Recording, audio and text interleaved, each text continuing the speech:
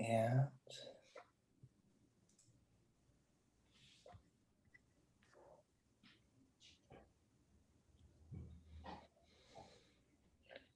all right, we are live. So happy Thursday.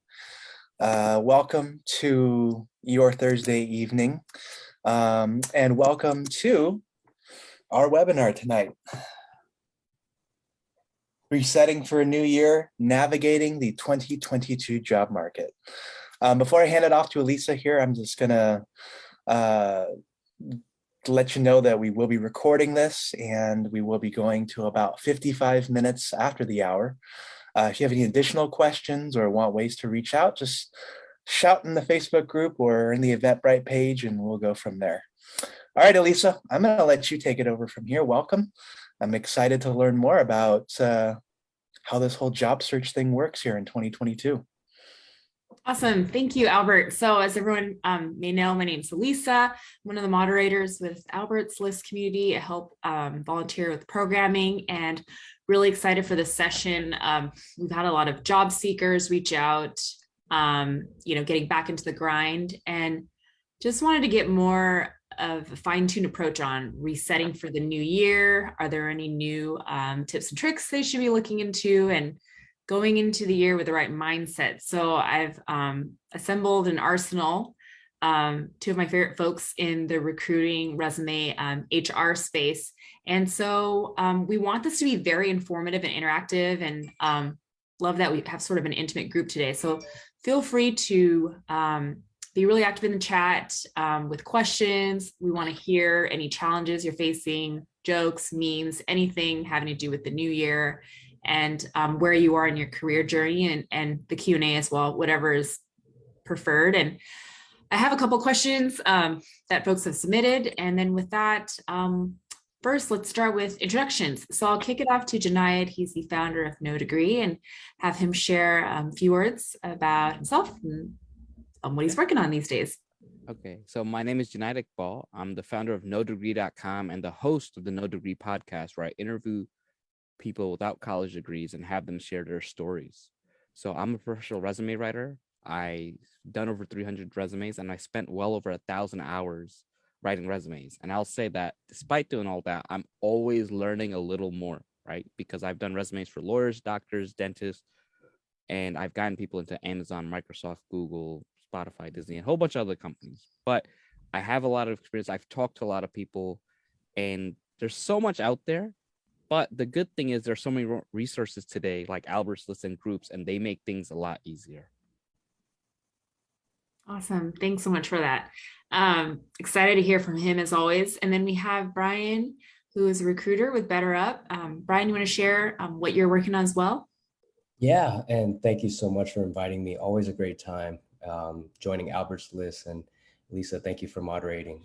So my name is Brian Kwa, born and raised in the Bay Area, but what I'm currently working on right now is MPH Academy, where similar to you, Junaid, where I'm helping people with their resumes and break into tech. So I have a non-traditional background where I studied microbiome. Typical Asian parents wanted me to become like a pharmacist, doctor, or a lawyer. And I said, you know what, that's not really me. Totally pivoted, started my own business, kind of failed, but had the opportunity to join tech by learning these key things on tweaking my resume, how to format it, and how to basically cater it towards what I'm applying for. And that has been a game changer for me. And right now I'm just paying it forward by helping a lot of individuals on LinkedIn. And it's been a wild ride, but I have so much passion for what I do right now. So thanks for having me. Awesome.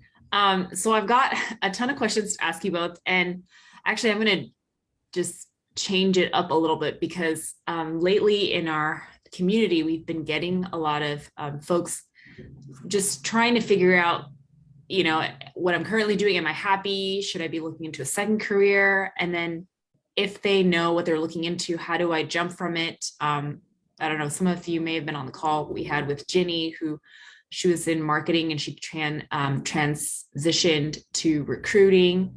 And just now, Brian, hearing what you're saying, it sounded like you had more of a science background and you pivoted into recruiting and then in tech. Can you share what that looks like?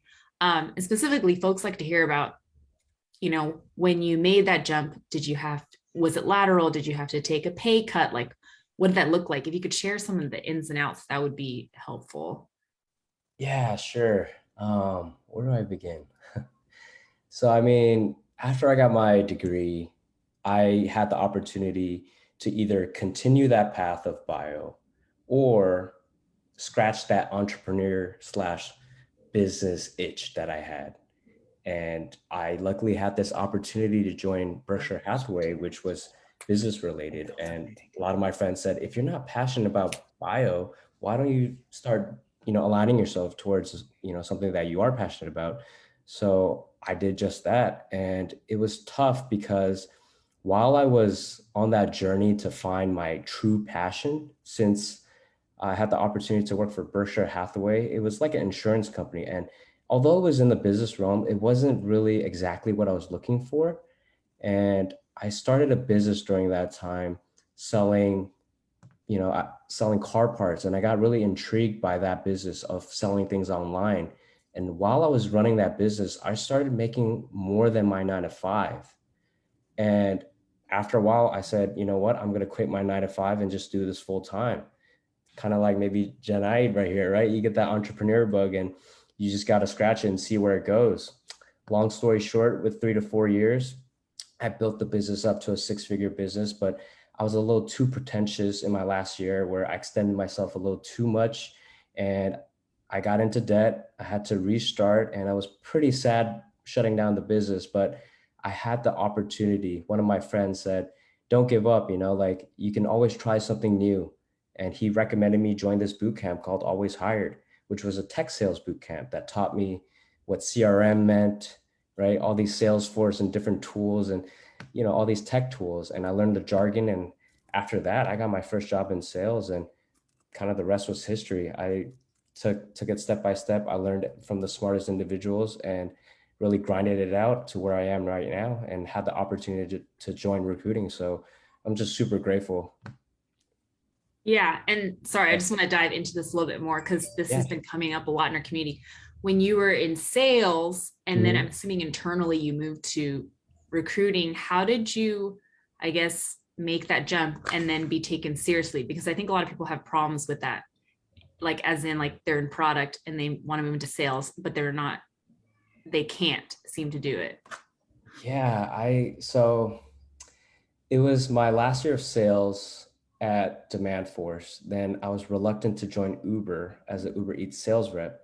Since it was a slight pay cut, it kind of got me, feeling some type of way. But I got convinced by my friend to, hey, stay the course.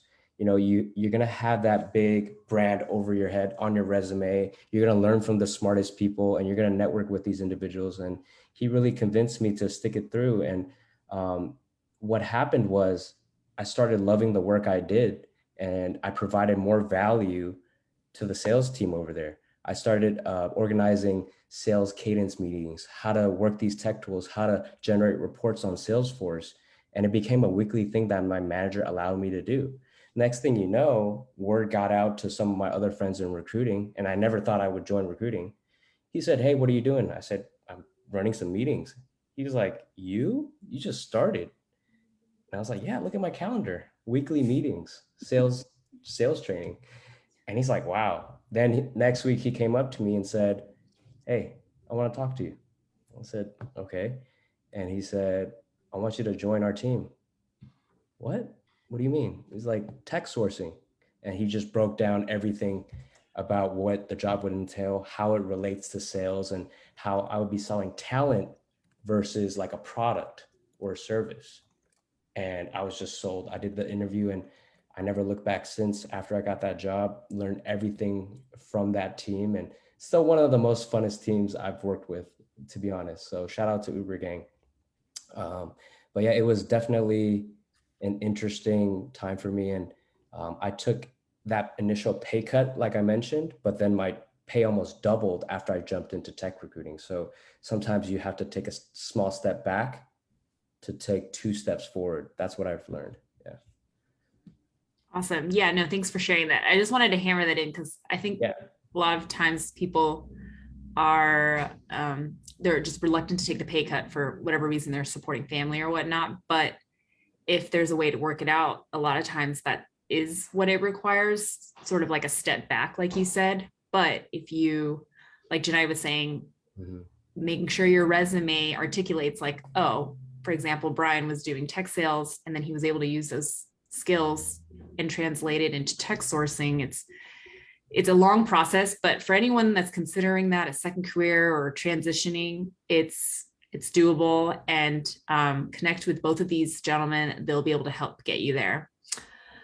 Wanted to jump over to Janayat because he also has sort of a similar path. So he used to be an actuary. His college degree was, I think, wasn't something that's very different than what he's doing now. So I want to give him a little bit of time to share. But I mean, pretty much he pivoted as well. And then obviously, has his own business right now. So yeah, it's an amazing story. I love hearing it over and over. Yeah, so I majored in applied math and economics as an undergrad, and I wanted to be an actuary. And then I went to Columbia University and I got my master in actuarial science.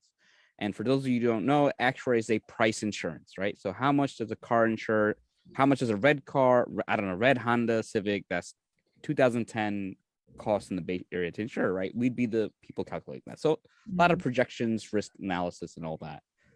Now, the thing is, it's like I founded nodegree.com before I started working. But again, I come from a typical immigrant family and we weren't wealthy. So I sort of needed a job. I think my parents would have murdered me if I just started the entrepreneurial route. And I didn't know much. So I used to spend all of my free times like learning about business, learning about marketing, learning about sales, just reading as much about business that I could. And one thing about being an actuary is that each exam that you takes like hundreds of hours of studying. And for your job, you have to pass like an exam every 18 months to keep your job.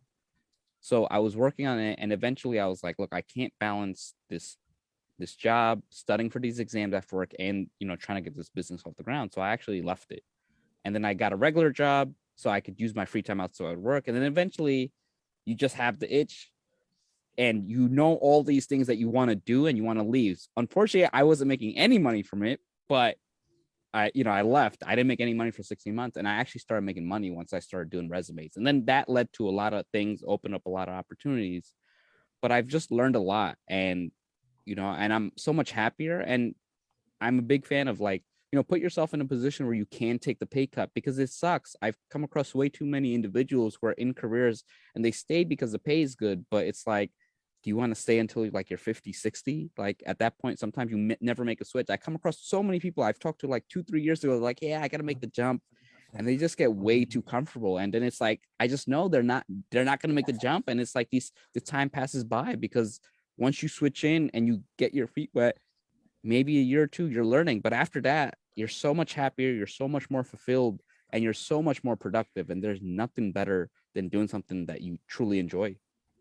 100%, man. Well said.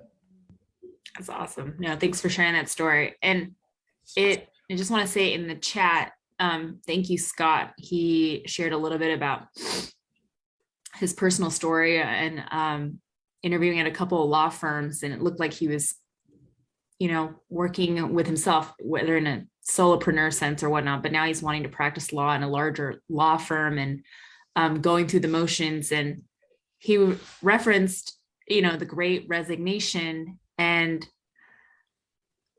this is like a topic that's talked to death. And so we're going to put a different spin on it, in the sense that because of the Great Resignation, what do you feel is an advantage to job seekers now versus 5 years ago, moving from company to company or switching verticals? What are 1 to 2 things that you feel that job seekers need to take advantage of right now that wasn't there 5 years ago? Either one, jump in. Yeah, I feel like it's a candidate's market, to be honest. I think everyone's waking up and realizing that life is short and they need to seize the moment and do something that they're passionate about. So a lot of these companies, and shameless plug, Better Up is hiring, a lot of mental health companies are hiring extensively for people that are passionate, that really want to make a difference. So I feel like the opportunity is there, but we have to think strategically on how to tackle the job search. So a lot of people just apply on maybe like monster.com or just on LinkedIn too, and they're not getting the results that they want and they quickly give up. But there's a lot of, what's that called? Silver lining with it from the candidates I've spoken to, where they give up right before that one job interview is going to give them the chance.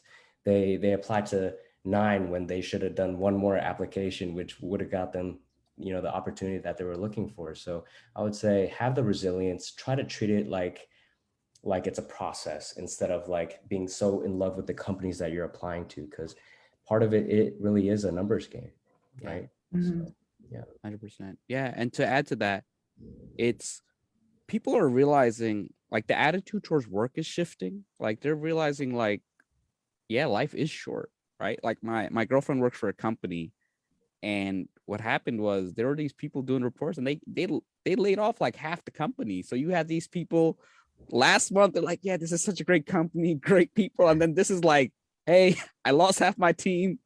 Work isn't right. Like, so people are realizing that, look, they can be let go at any moment, that nothing's sort of promised. And and then the other side is, since so many people have gaps are more okay compared to before. Before, I know like a lot of recruiters used to sell, oh, you got to get people who are active and who don't have any gaps and this and that. But now it's like, if you wanted a perfect candidate who never had a gap, never had a switch, it's just you don't want that. A lot of people switching careers, right? Like the person, Scott, is a lawyer. I've seen a lot of lawyers. They're like, hey, look, I'm burnt out. I don't really want to practice law, but I have these other skills. So transferable skills are big. And as Brian iterated, it's like, be strategic in your job search. I've seen a lot of people, if they did 10 to 15 minutes, like sometimes I'll spend 10 to 15 minutes just free time. I'll be like, hey, do XYZ. And all of a sudden it doubles or triples the interview, because there's certain things we're looking for. Like unfortunately, I saw someone yesterday, she made a post on LinkedIn. She didn't have a degree. And she was like, hey, I'm searching, but I'm not getting interviews. And then the first thing I did, I looked at her resume. I was like, the formatting was off. She didn't have her email or phone number on her resume. So now the other thing is, you could apply to 500 jobs. What's going to happen is they're not going to hunt you. They're like, okay, there's this application. And as a recruiter, again, you have to make a recruiter's life easy. They're not going to want to go, again, we're pretty busy.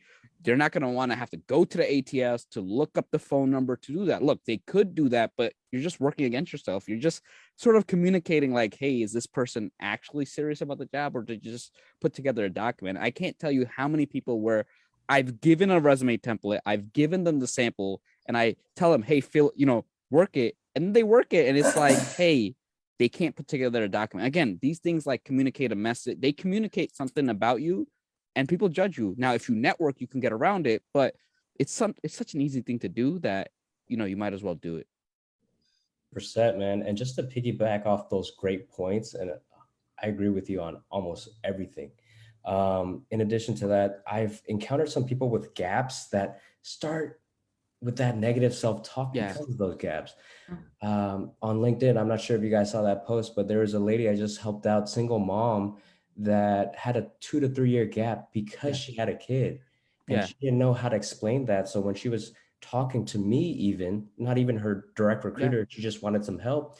She was saying, yeah, this gap, I know, it's bad. And I was like, wait, no, just take full ownership of like what you had to go, what you're going through, why you chose to do what you did, and how you're trying to move forward from that. Be transparent and honest with your recruiter. We love that.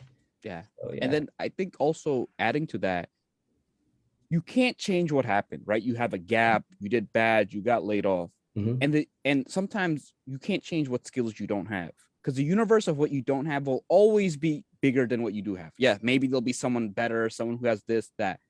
All you can do is own what happened to you and own the skills that you do have, because the lack of confidence of what you don't have hurts you way more than you lacking or having a 2-3 year gap. Because I've worked with a lot of people who've had a gap. They've had a 2-3 year gap. They had to take care of like an aging family member, their husband died, right? And they got laid off, and they was like, look, I just need some time off. Like, my husband died I actually had 2 people who had gaps because they had a husband, their husband died, and they just needed to take some time off. And then, they needed some just time away to themselves, and they came back and they actually landed phenomenal jobs and got raises too. So just realize that, don't hold yourself back, know your worth. It makes a big difference. Yeah. Oh my gosh. I love that you brought that up because it's such a big topic right now, especially with COVID and professionals having to leave the workforce because they just, maybe they have 2 or 3 kids and it makes more sense for one spouse to stay at home to watch the kids, or they have elderly they need to take care of. And like you said, they're afraid to leave the workforce because, how do you account for that time away? Does that mean they're not the sharpest tool in the shed? And so my question for you both on that is, while taking time away from the workforce, what are 1 to 2 things you recommend that professionals can still do, while they're away to keep their pulse, keep them sharp in when they are ready to return, they're a competitive candidate? Yeah. Your top 2 tips, both of you. I would say keep educating yourself, right? Take on different projects or courses or even certifications. There's a ton of free content out there, courses that you can take. I think Harvard is offering one as well, Stanford. And, ever since the pandemic, a lot of these institutions are offering free education. So there should be no reason why you're not educating yourself or even picking up a book. My favorite book so far is Atomic Habits, where I've just read 3 chapters. You know what I'm talking about, Janai? Yeah, it's a great book. Yeah, definitely. So it's been changing a lot of, my personal habits from the ground up that I thought were okay, but now I'm just restructuring it. So just doing things like that and being able to tell that story is huge. Yeah. So I would kind of go, first is self-awareness. I think sometimes when you take a step back and you leave and you're not working, you learn a lot about yourself, and you have to be honest. And I tell people that there are 4 types of skills. There are skills you're good at that you like doing, skills you're good at that you don't like doing, skills you're bad at that you like doing, and skills you're bad at that you don't like doing. Oftentimes, and I know this true because you majored in biology, a lot of times people get pushed into those, you're good at science, you got to major in science, but what happens is these are things that you're good at, but you may not like doing in long, in huge capacity. You're good at research paper, but you don't want to do that all day. You don't want to do that for work, right? So these are called burnout skills. And oftentimes people get jobs in these areas and they're good at it, but they come home exhausted because they don't like it.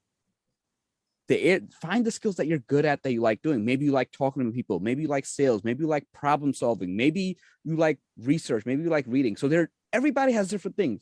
This is your area of expertise, and this is where you can compete. If you ever look at, like, how does this person do this every day? You know what? That's what they're good at, that they like doing.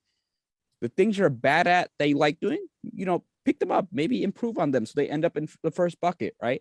And the things you're bad at that you don't like doing, this is things that you want to really stay away from. The book that Brian just recommended was Atomic Habits. Phenomenal book. So figure out these areas and know these skills about yourself so that when you do tackle the workforce, like, hey, I know I want this type of job. Because what happens is you can never sort of escape your strengths. Like, if you like talking to people, I guarantee, like, I used to be an actuary. Actuaries are known for, like, looking at each other's shoes and stuff. If they're social, like, they don't, not good eye contact, very to themselves. But I used to, like, walk around the office. Like, I used to spend 1 to 2 hours a day walking around the office talking to people because I like people. I like just conversing with people, and I kept in touch. So I realized, like, hey, that's a core part of who I am and I can't escape it. So just realize that. The other thing is, and I think this is very important, be active in LinkedIn communities, Facebook groups, Twitter communities. I'm going to tell you, like, Brian probably knows, like, Twitter has, like, there's, like, sales Twitter, there's, like, product Twitter, there's all these things. Keep in touch, comment, get conversations with these people. I was on Twitter Spaces last night, and there's so much things on how to break into tech, how to break into product, how to break into sales, how to break into all these areas. You'll get phenomenal advice. You'll get phenomenal book recommendations, and you follow these people. You never know. This is how people get referrals. This is how people just learn a lot about industries. Like, I'm telling you, I learned a lot about sales from LinkedIn, from following people who talked about sales, and they share, like, 1 or 2 things from a post. I learned a lot about resumes purely from LinkedIn. I would look at what people said, and I was like, oh, that makes sense. That makes sense. And I'm still learning a thing or two. So join these things, be active, and then people see, like, hey, this person has always supported my post, or this person is always leaving something thoughtful. Yeah, I'll spend some time with them. Or hey, I'm looking to hire someone, and you network, you'd be surprised at what you can get by this. I mean, that's how I got hired. I met someone on LinkedIn 2 years ago. I met him in person. He said, hey, I like your content. I like what you stand for. I have an open, like, I need someone for 20 hours a week. It's a big project. And I was like, he's like, you know a lot about resumes. You know a lot about the candidate. Let me train you on the recruiting side. Again, it's like, it works for me because it's like, now I get this other aspect. I get to add more value to my clients because now I know the recruiting side. I know how true, I knew a little bit about the ATS system. Now I know the actual specifics, how like the profile matches work, how you see the employee referrals, how the notes are. So I can actually give more advice. But again, it happened because I was active on LinkedIn, and it just leads to a lot of things. Mhm. Yeah, thank you so much. That was awesome. So like two big themes for folks that are leaving the workforce or, currently unemployed or taking time for yourself is just getting connected in the digital spaces. So like Twitter Spaces is great. Albert, you're on there, right? And then LinkedIn I'm is not on there actually, but it could be a definite place to go check out. Yes. Yeah. Homework for you and I. But LinkedIn, we're huge advocates of it. There's just so much. I'm constantly learning from everyone daily on there as well. Just folks that are experts in their own space, whether it's in the career, job coaching, resume writing, career pivoting. There's so many different thought leaders on there. And what Janai was saying, engaging and commenting, and then you form your own communities where you support each other.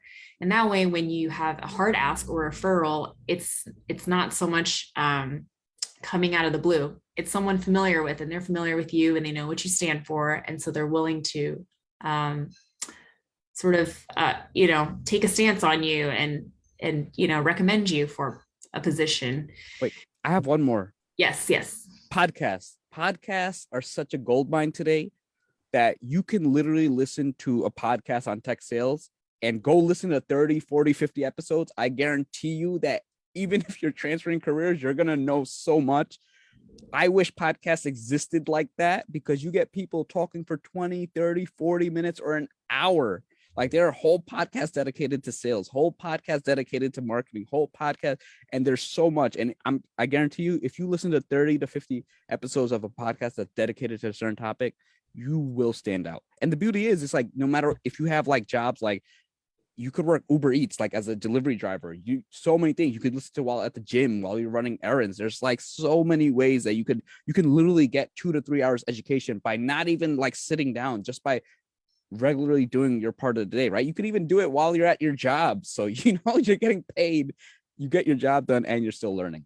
100%. I think really quickly to add on to that, a lot of my development came from podcasts. You're right, ebooks and podcasts on my way to work pre-pandemic, taking transportation. That's how I educated myself and just retrained my brain, actually, how to just remove those self-negative talks, right? So I was like that too, but I just trained myself to be more positive and optimistic over time and start branding myself on LinkedIn, like you said, Janai, and just networking. I think instead of going on Instagram as much, right, just absorbing content, rather do that on LinkedIn and just start networking and being active on there and just building our community. So totally agree with you. Okay. I just listed some items on there for folks that are listening in, so you have a reference. So I know there's a couple folks that are active job seekers in our group. So I want to make sure to maybe take a step back and highlight some bigger themes. So from the both of you, what is different about the 2022 job market that's different from previous years? What's something new that you can share with the job seekers that you're seeing that's different than years past? And these sign-on bonuses and these salaries are just, and Brian would see it more on the recruiting side. It's just like, it's crazy. There's like a huge lack of workers, and there's a whole combination. There's some people who passed away. A lot of people retired early. Mm-hmm. And then also, like you said, a lot of people downside. Like I've had a lot of clients who was like, they dual income. And then they're like, hey, you know what? How about we spend less, we sell a car, we move further out, and we get by on one income and a part-time job, or one spouse works on their business. A lot of people are doing it. So now they're only coming back if it's worth it. So if you have skills and you're in demand, you can get serious. Like I'm seeing raises of like in the 50 to 80K range for people. Whereas that before that would take like a 2 to 3 year time frame. Now you're just gonna get it, and then it's a lot easier. You're getting more flexible, right? Especially in the last 2 years. I remember when I left my job in 2018, or when I was leaving MetLife, I was looking for a full-time work from home job. I was looking, and you have to be like a programmer, or you have to be lucky at a certain company. Now, like that's the standard, right? So, and if you come into the office, you get a premium. So just these are things that you can use to your advantage. And then the other thing, this is like crazy. People have like 2 jobs. Some people in programmers, they have 2 jobs. I was reading about this guy who had 4 jobs. He makes like 400K, and he just marks his calendar as busy and he manages it. But there are people who are having 2 jobs, right? They balance both. They don't have many meetings and they get both done. So crazy things. Yeah, it's crazy. I know someone with 3 jobs that's trying to break into tech too. So it's funny. And yeah, it's really a candidate's market, I feel right now. And it's up to employers to really create of course, everything's decentralized now, but like create even more of a self of belonging. The employee experience has to be on point. I listened to a podcast yesterday talking about that, how we're talking about more engagement at work. They want to feel more purpose, belonging, optimism with the company, more productive, as well as the meaning behind the mission, right? And Yeah. meaningful connections as well. So employees are looking for all of that. So employers have to really step it up. So it's a really good time to think strategically and start applying to these companies. Yeah, and the meaning and purpose behind work and the company, like people are more strategic about the companies. Like Facebook, who rebranded as Meta, they're actually having trouble. Like they have to pay people at the higher end like 30 to 50K more, because people are like, hey, I don't want to contribute to Facebook's how it does with society and all that. So this is like, that's crazy. Like imagine, and these are salaries in the 2, 3, 4, 5, 600, and they're, think about that, they still have to pay more. So people are just being more purposeful, because here's the thing, if I were to ever go back to the workforce like full time again, I'd want to work on something cool. Like I'll tell you, one of my biggest regrets is like I worked at MetLife, but like no one cares. Like I'm not a big fan of like the financial companies, but it's like if you worked at like a Google, like a LinkedIn, a Peloton, or a cool startup that did cool things, it's like you can talk about it outside. It's like cool, and then you go online. Like no one ever cared that I worked at MetLife. Like it never helped me gain a client or anything like that. It's like boring. So I think people are looking for those things about passion. It has a bigger impact, and I think people are going for that a lot more. That's awesome. Yeah. So more of a purposeful or some kind of a personal connection to like what makes you happy? What do you stand for? And also a lot of people are focusing on like, what is the culture like you were saying, maybe it doesn't align with who I am. And so they're being a little bit picky about where they go next. So that kind of pops into the next question, like just in general, what are the hottest job industries right now that are hiring? It could be tech, it could be non-tech, anything outside of the box. I think crypto, was it, you're big on that? AI, what are some companies? List some companies. yeah, of course, Coinbase, have to. I got someone into Coinbase. That got was someone cool. at Coinbase. Yeah. I would think of Bored Ape Yacht Club, because everybody always references NFTs. NFTs are super big. DAOs are pretty interesting. Explain, go into that DAOs. So I don't know. DAO stands for decentralized autonomous organizations. So you know what stocks are, right? You buy it, but DAOs are like the crypto version of stocks, and you have these organizations that the governance is based on how much of the token you have. So if you want to make changes at the company or these communities, they vote. So it's like it's kind of like Web3, right? Yeah, so it's part of Web3. So Web3 is definitely the hottest. Tech is just changing and leaving the other industries, because I know so many people who and the salaries are crazy. Like I know so many people who are realizing like, look, I work in finance. I gotta become manager, and then I gotta become a senior manager, then director, then this, before they ever see anything. Whereas tech is like, oh, you'll get this much stock every year. As more closer to entry level or with X amount of experience, you'll get stock. So tech is really changing the game. So and product management is one of the hottest jobs. Like I didn't even know it was a job till like a few years ago. And it's so many people's product is a big area that is really growing, and the tech companies are just really changing because people are getting that flexibility. They get to work on cool things. They get to get ownership.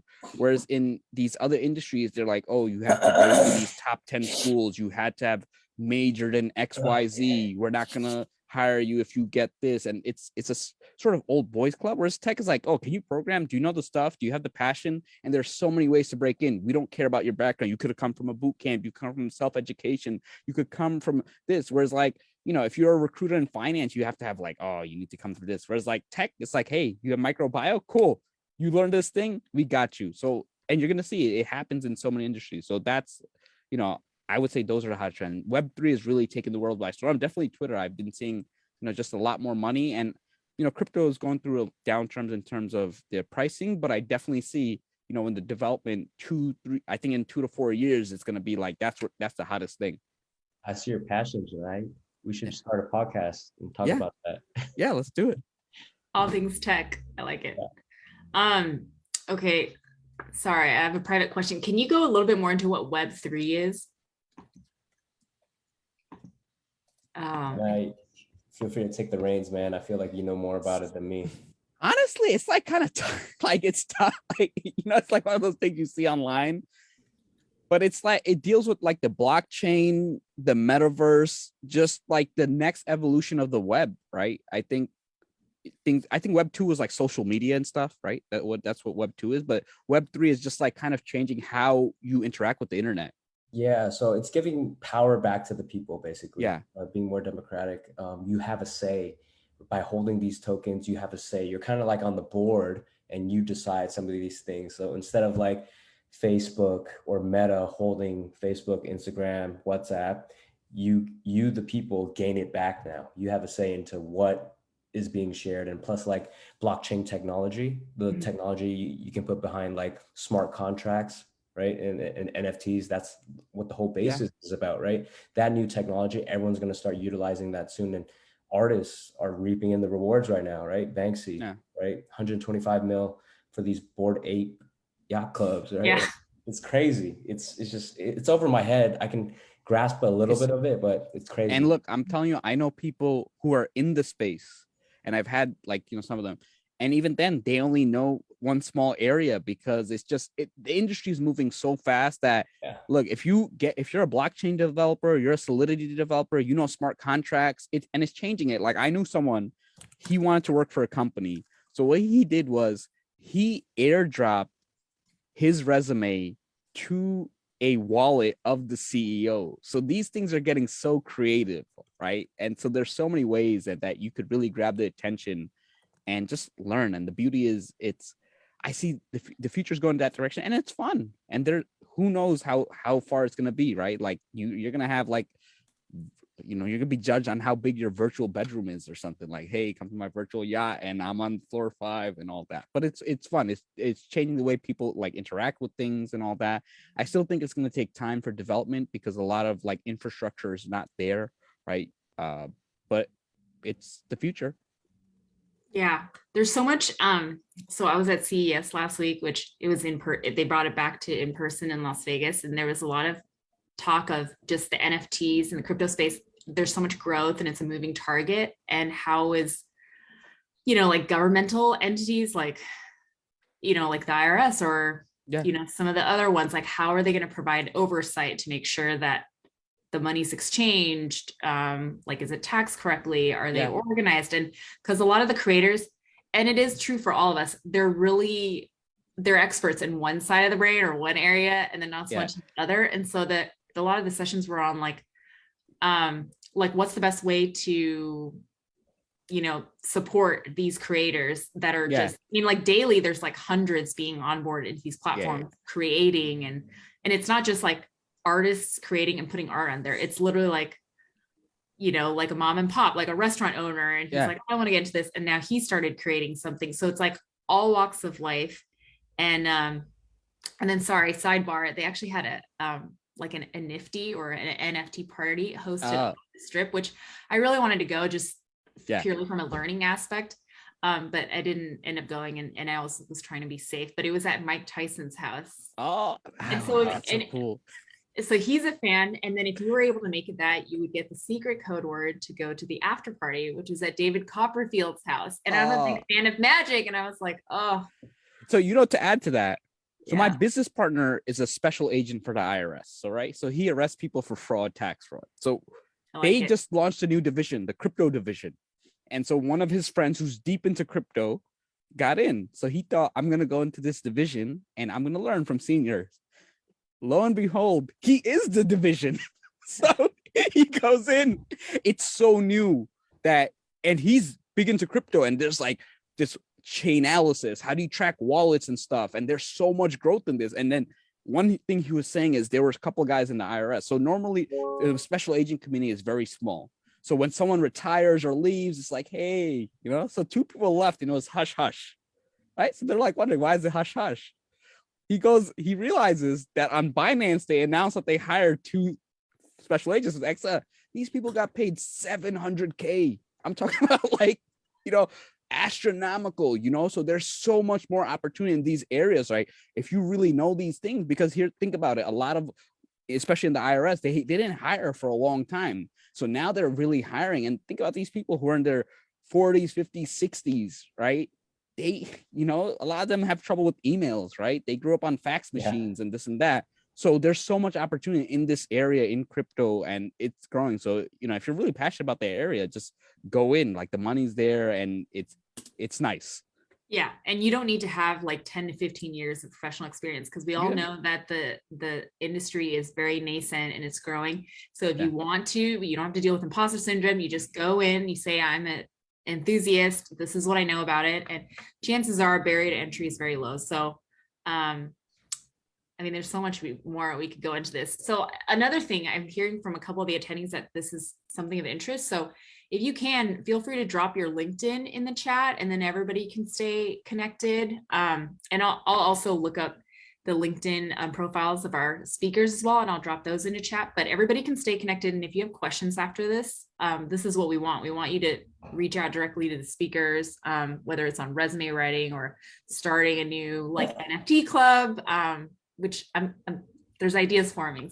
So with that, I want to go back to Smita's question. So her question is, how is the market for sort of senior level jobs in tech? Like, what's the movement there? Which, when you get a little bit higher up, it's harder to pivot, or there's less of those roles that become available. Any insight there? Yeah, I can go first. I think it's even easier for you guys. I don't know if it's because I'm biased, where we're all looking for senior talent right now within our company, but I think if you have at least 3 to 4 years in the bank, you can definitely get a job, and you got to think strategically. And I think you have to have the confidence that you bring to the table as well. It is a little bit more scarce in regards to more senior talent, but at the same time, it's harder for companies to attract that talent as well. So it balances itself out. Yeah. And if you're a candidate that's qualified, feel free to apply and just really stand out by reaching out maybe directly to the recruiter and showcasing your abilities and your confidence too.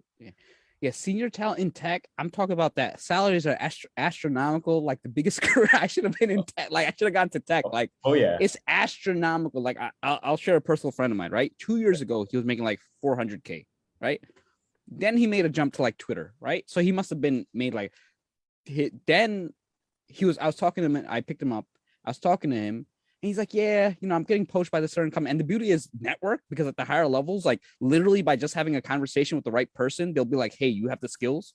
And you get recruited for things that don't even exist yet. Like my friend got recruited to head Xbox's game streaming division, because think about it, this doesn't exist. So it's like, you can't have someone with 10 years of video game streaming experience, like the infrastructure, they didn't exist. So but the thing is, you have to have an active LinkedIn profile, so they reach out. They're like, hey, I know your talent. You have these things. You have this experience. So I was talking to him in the car. He's like, yeah, I have a side project going on that I'm really passionate about, but this company's reaching out, but I'm not going to do it unless, I think they can't afford me. They got to offer me 1.2. I was like, what do you mean? It's like, 1.2 million. I was like, how much are you making now? He's like, well, I'm making like 750K. And so like, these are the things at senior levels of tech. It's just like, I don't know, the numbers just like don't even make sense. Like, And it's there because you're a unicorn, right? There's so few people who have this much level, especially if you get a big logo on your name, that you have this experience, that you have built things from the scratch up, that you've worked with this. And it's a small community. Like a lot of them, they know each other. Like they know the people high up at Twitter. They know the people high up at Facebook. They know the people high up at LinkedIn, and all these companies, they have a small circle. So you join these groups, and again, your job search isn't going to be as quick. Like you apply, interview, one thing, but you have these networks, you keep in touch, you go to these conferences, you speak, and sometimes be like, hey, you know what? We want to create a new product.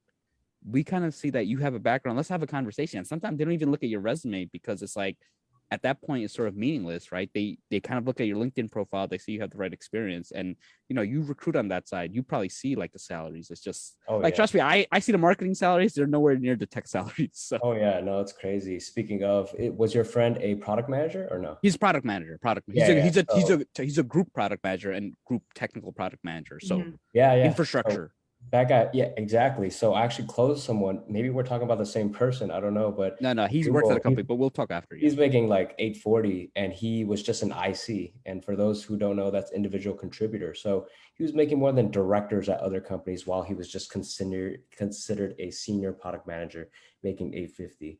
He also wasn't really quite happy with that too. He was like, "Can you give me more? I want a mill." I was like, "Well, you're gonna be working with Google and all the latest technologies," and I convinced him somehow, but it's crazy with these salaries right now. Yeah, I've never made 840 in my life, FYI. So. Oh my gosh. Yeah, I was gonna say that's club member right here as well. It's crazy. These figures, it's kind of like, I mean, I guess that's what it takes if you're living in like New York or SF. You just, I don't know. I mean, well, trust me, I'd be happy with half that in New York. It's more that there's so few people who even understand these technologies.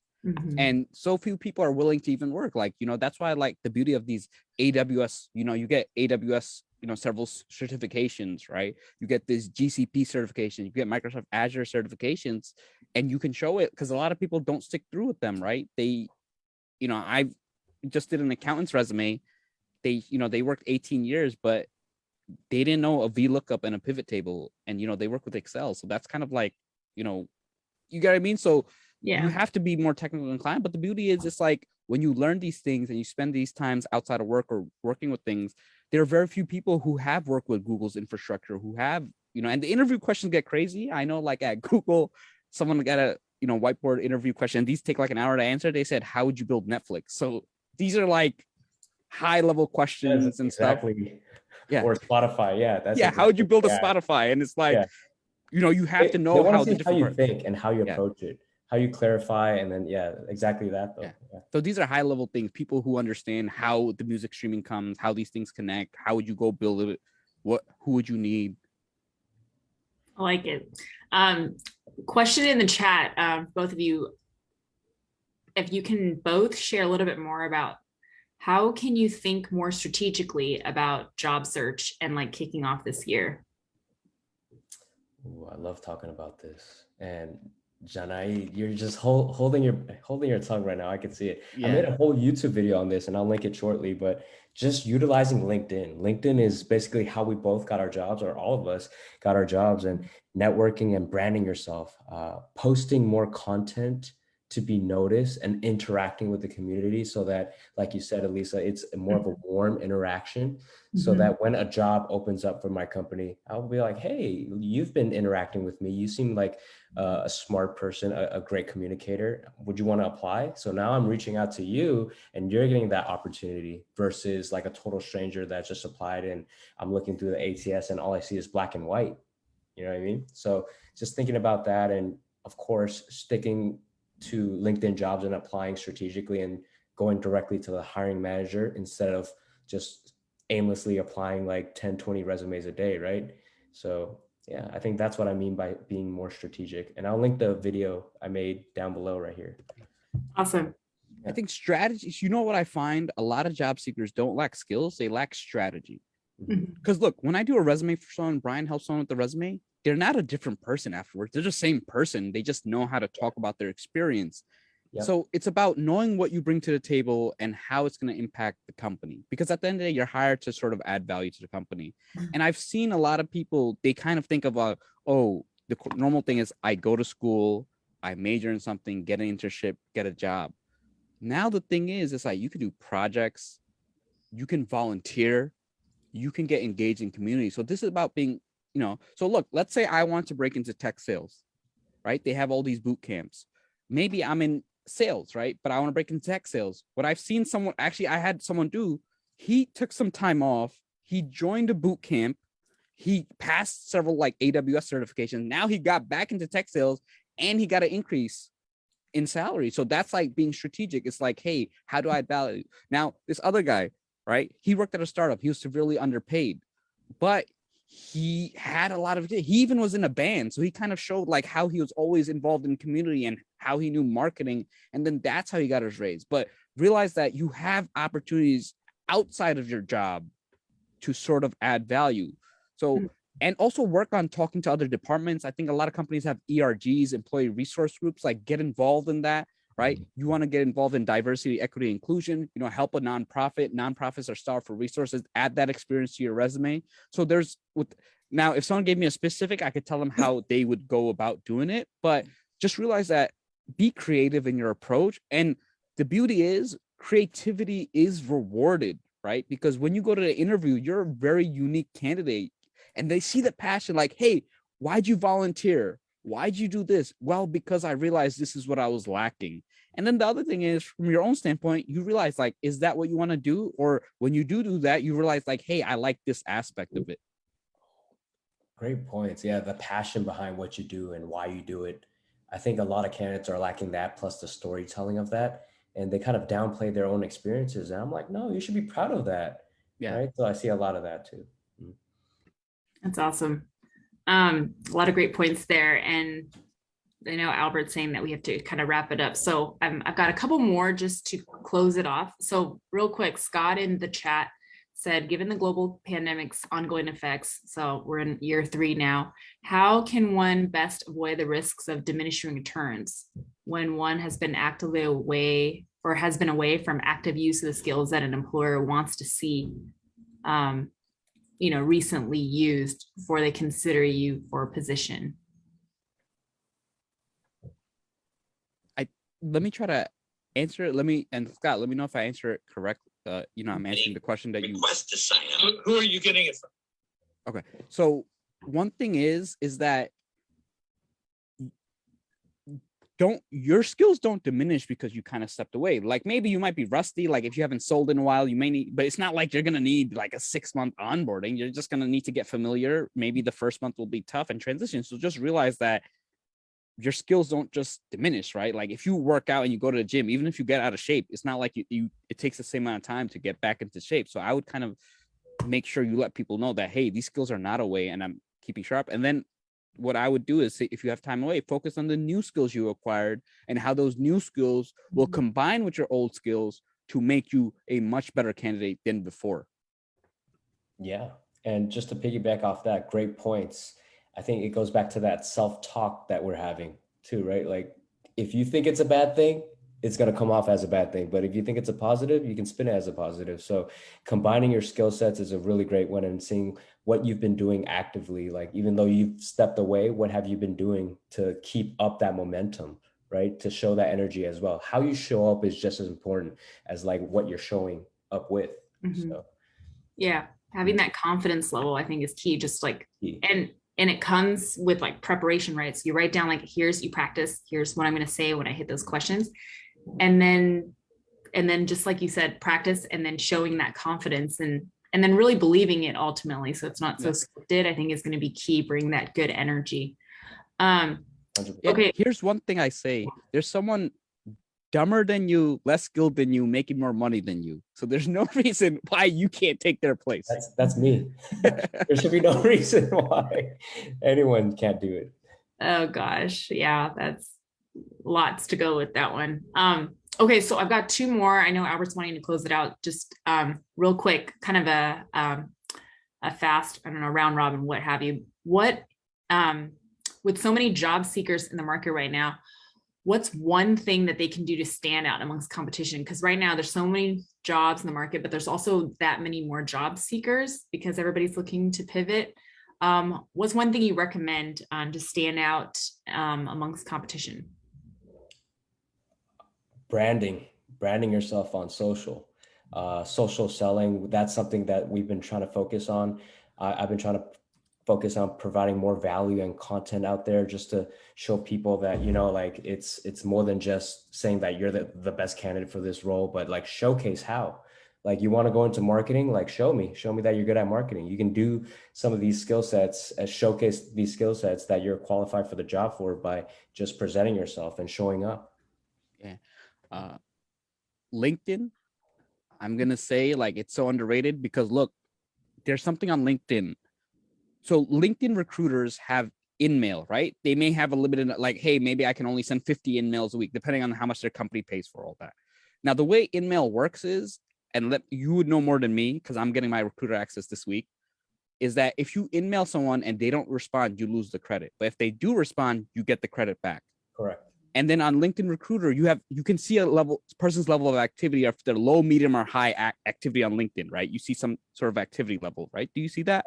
It's recommended in regards to, let's just say I'm looking for product managers. It'll show me more likely to engage, less likely. Yeah. So that's what it is, right? Now think about this. If I have to get a couple of people lined up for an interview, I need to fill, 2-3 roles in the next week. Am I going to send a message to someone who's less likely to engage or more likely to engage? And then you look at their profiles. If I'm actually sourcing a lot of people, if I see that someone hasn't liked the post in 6 months, they don't have a profile photo, LinkedIn is not how I would reach out to them, right? It's just fact, right? So, and I've had clients who's, the moment they start being more active on LinkedIn, people are reaching out because again, it says more likely to engage, right? Their goal is to get people. And you look at these things, right? Is their LinkedIn profile updated? Do they have more than like 200-300 connections? Because if someone only has like 64 connections, it's probably like, hey, they used it, accepted a couple of connections, they log in once a month. It's a waste of your time, especially if you need some interviews next week. You don't know if this person's going to respond in a week or two, right? Yeah, no, and it goes back around like the candidate side of things too. So I was training one of my good friends and he just started using LinkedIn. And then I told him, oh, you need more connections, start adding people, start getting your name out there. And then after a week, he added like one person. And I said, why? Why didn't you follow through? He said, oh, I felt like a creep. I didn't like using the social aspect of it. I was like, this is where you be a creep. Like on all social platforms, this is how you get connected with people. Like, wouldn't you want to creep on a recruiter that could potentially give you a job because you're a great fit? Wouldn't you want to put out your profile and showcase everyone like what you've been doing? Yeah. And then he just totally changed his mindset after that. And I work with a lot of clients and I'll tell them LinkedIn aspect, but a lot of people are still iffy. So it's one of those things like, and it's interesting. The salespeople, they get on it right away. They're like, all right, cool. I'm gonna go message, hungry. Right? And then other people, but it's one of those things like, I'll tell you some industries, like if you're in bio, a lot of these people in the medical areas, they're not active on LinkedIn. So if you are one of the few that are active on LinkedIn, you are going to get hit up by recruiters. So just do that. I knew someone who, again, he had a 4-page resume. The only reason he got called for an interview for Amazon was because he was active on LinkedIn. Because think about it, recruiters are, if they see someone, they're active and they're commenting and they meet their target profile. That's one of the ways that people find it. So just do that. You could do it from your couch. You could do it at work, like I know people browse Facebook and stuff, just browse LinkedIn at work. Yep. It just makes a big difference. And it's something so easy to do, and it's a productive use of your time. Yeah, and really quick, just like Google, right? You're ranking for search terms and keywords. Yeah. Same thing over here, LinkedIn. If I'm looking for a product manager with 3 years of experience, but you never update your LinkedIn, I'm gonna go over to the next person that did. So you're going to be left out. So it's better to more work. You got to use the other tools to find this person's email or contact info. And it's just more work. And as a recruiter that only uses LinkedIn, you're not even going to be on the radar. You know what I mean? No. Of course, other recruiters might, but that's a chance. Yeah. Lisa, you're on. You're muted. Yeah. I love that. I wrote a LinkedIn post recently about this Lake Superior, this university. They do this big list, and you're on mute is like one of the hated phrases from 2021. That, like, the new normal, like supply chain disruption, and it's funny. Yeah. But okay, so I know Albert is we're needing to close it out, but I would love to close out with some final thoughts. Yeah. Well, so the closeout for this, I wanted to just end kind of on a positive note because we covered a ton. And by the way, if you're logged into the platform, Albert is going to send out the recording and a recap as well of what was covered in the session. And also, if you're interested in, if you are actively seeking or looking to pivot or a job career search, we're starting our next round of boot camp in just getting you ready for, it says getting hired in Silicon Valley and in tech, but honestly, for whatever walks of life you're in right now, we could potentially support you. We go over the core fundamentals, resume writing, cover letter templates, LinkedIn, branding, salary negotiations, all that and more. And obviously, Janayat, and we're trying to get Brian on it too. Janayat's part of it. He's one of our career speakers. So the templates, the active brainstorming, you're going to get all that support. So if that's of interest, Albert, if you can drop the information in the chat. But I wanted to end the session with a little bit, the topic was on resetting for the new year. So I wanted to hear from our speakers. What is your New Year's goal? Which, I don't know, it's cliche, but. Yeah. So I think here's how I think. I'm very strategic, right? You got 30. I like it. I'm very strategic. So I think far ahead. I know crypto Web3 is the future and in a few years. So one of the reasons I took on this recruiting role despite having no time. So I've been working till like 4 to 6 a.m. and I wake up at like noon and stuff. But I wanted to learn the recruiting side of the business because I kind of see I want to get into crypto and blockchain recruiting in a few years. So I want to build the skills today.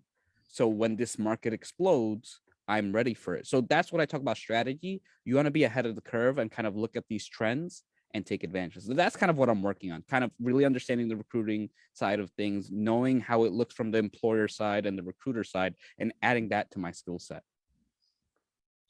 I like that. Brian, what you got?